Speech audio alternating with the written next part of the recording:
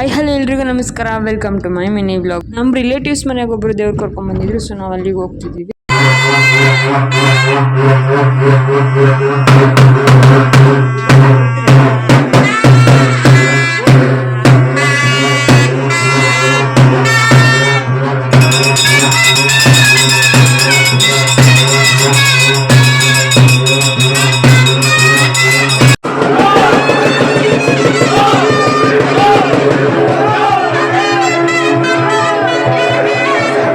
ನಮ್ ತಿಪ್ಟೂರ್ ಹತ್ರ ಇರೋ ಯಡೂನಹಳ್ಳಿ ಕೆಂಚರಾಯ ಸ್ವಾಮಿ ಕರ್ಕೊಂಡ್ ಬಂದಿದ್ರು. ಸೊ ಆ ದೇವ್ರು ಎಲ್ಲ ಹೋಗಾದ್ಮೇಲೆ ಈ ಮಕ್ಳುಗಳು ಆಡ್ತಿದ್ರು, ನಮ್ದು ವಿಡಿಯೋ ಮಾಡಿ ಅಂತ ಆಯ್ ಮಾಡ್ತಿದ್ದಾರೆ.